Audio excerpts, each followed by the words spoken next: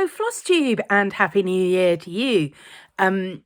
This is going to be a short one. I'm slightly running out of time. I'm doing this the night before, and I've got to go out in about 10 minutes. So I'm going to try and be quick. What I have for you today, I don't have any stitching to show you. I have some recommendations of things that I've been reading, watching, listening to.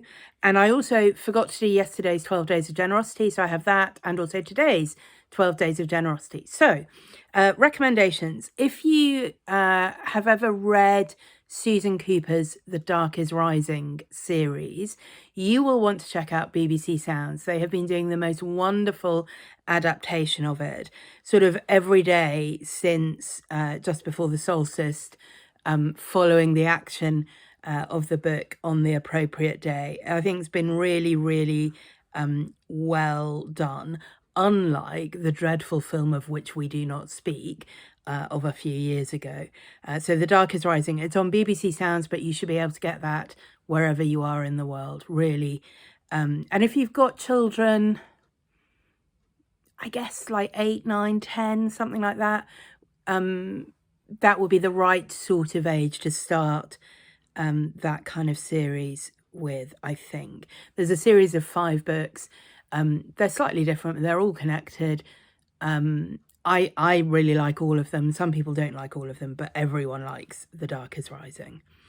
Watching, I have been watching on TV and thoroughly enjoying the American series of Ghosts. So I've been watching the UK version of Ghosts for a little while. Obviously, it's been, I don't know, it's on its 3rd or 4th series.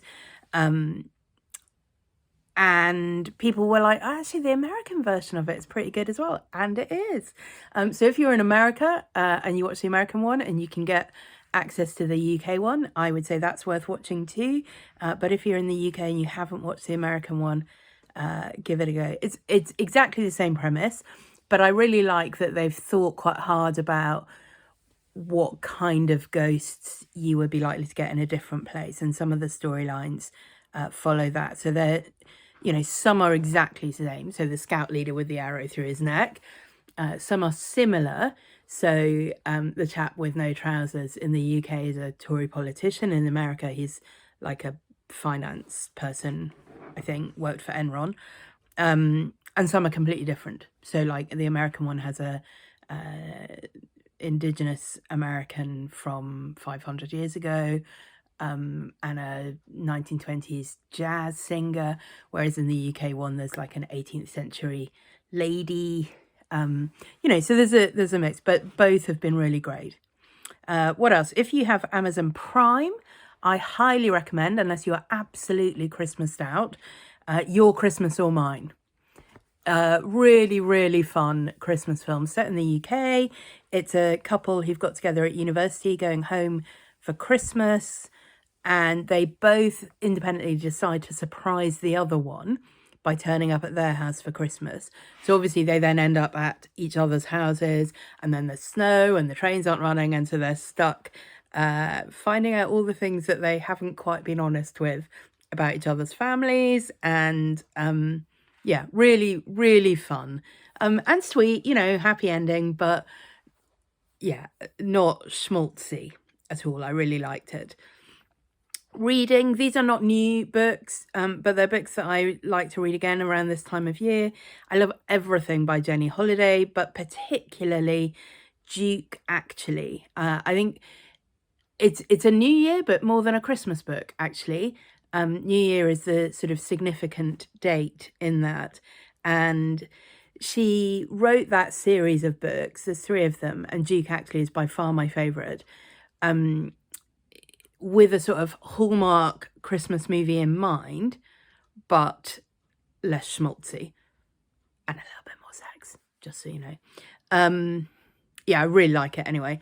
And I also really like Danny Collins's Blue Spruce Lodge series. It's a skiing lodge. It's about a sort of ski resort being developed. So it's not actually Christmas or New Year, but it's always, snow is a big deal in the books because obviously it's skiing. So this time of year I like to read that series as well. Good. Those are my recommendations. I said this is going to be quick, and it is going to be quick. That's a good thing. Yesterday I meant to talk about, because it was the end of the year, as a sort of act of generosity, just to think back over 2022, and you could definitely still do that today. Who are the people who really made a difference to your life in 2022 in big ways or in small ways? Perhaps people who might not realize how much you appreciated something they did, or how big an impact something that they said had on you, and just taking the time to really thank them, which might mean just picking up the phone and saying, do you know, I've just been thinking, I'm really so grateful for this, blah, blah, blah, and saying thank you. Or it might just mean thinking, is there something I could do for them? Or is there some way I could kind of pay that forward to somebody else? So giving some thanks for what's happened in 2022. And then the thing that I have for today, I really like this, and I hope some of you will actually be able to do this just straight away, to be honest. I was slightly inspired by Stitchy Rach, who has been through Flossmas showing us some of her old stitches that are sort of, you know, kept from when she was a teenager. And I know many people have, you know, a whole stash of things that they've stitched that they've never done anything with. Something you might be able to do with some of those, or you might choose to stitch something specifically for this project. It's called lovequiltsuk.com. Obviously, I'll put the link below. And they're an organisation that makes cross-stitch quilts for children in the UK who either have lifelong or life-limiting illnesses or conditions. So parents of children or guardians of children with that sort of condition can nominate their child, and they, as long as they, you know, fit the criteria, they go on a list, and every week maybe a sort of random lottery is done of children who are on that list, and they put a thing up, and you can sign up to stitch a cross-stitch piece for their quilt. So each child gets to say, you know, this is the theme that I like. So I'm just looking at the moment, for example, the most recent one that went up, Sadie, her theme is princesses and hearts, and she's 5 years old. So you pick a pattern that fits that theme and you sign up to do that. There are, as you'd expect, specific instructions about what kinds of fabric you can use and how big your square has to be and so on. Basically, it's sort of white Ada, which, you know, fair enough. But you need to just check the directions about how big the piece of fabric needs to be and how big the design can be, and sign up for that. You can also sign up, or you don't sign up, you just send in what they call any child squares. So those are squares that they use if somebody's signed up for a particular quilt and then has to drop out, or if they get a child who is very ill and they need to get their quilt done very quickly. They like to have a stash of squares that can just be used as they go. One request I really like, we ask in particular that stitchers do not stitch any clowns. They are a widespread phobia and are very difficult to place on quilts. There are some other areas to avoid, and there's a list of sort of priorities. So you know, princesses, high priority, superheroes, unicorns, lots of things, normal level priority, low priority, Winnie the Pooh. And now it might be either that they already have a lot of those or that they're not currently very popular. But so just check Love Quilts UK, what they're looking for and what they're not looking for, and then send a square in to make a child very happy. There, you know, there are some lovely ones there, and there's some lovely photos of quilts that have been received. In 2022, they did 186 quilts, and altogether they've done nearly 2,000 quilts. So it's not an organisation that's just a flash in the pan.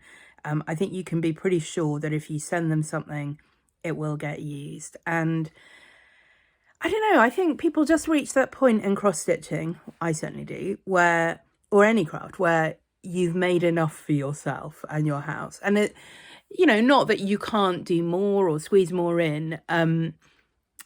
I was just watching Brenda and the Serial Starter, Brenda's tour of her sewing room, and she is yeah, she fits a lot of finishes into a very small space, just sewing in her sewing room. It's full.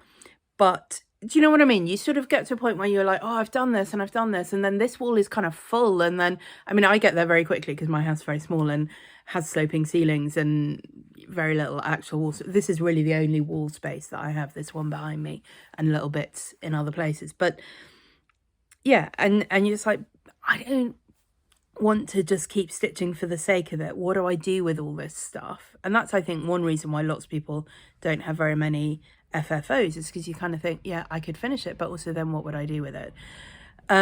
So yeah, even if you just stitch one thing this year for a child to go in their quilt, I think that would be a really lovely thing to do. Right, I need to go. 11 minutes, that's not too bad. I will see you tomorrow. Happy 2023. Oh, sorry, we've gone a bit wobbly at the end.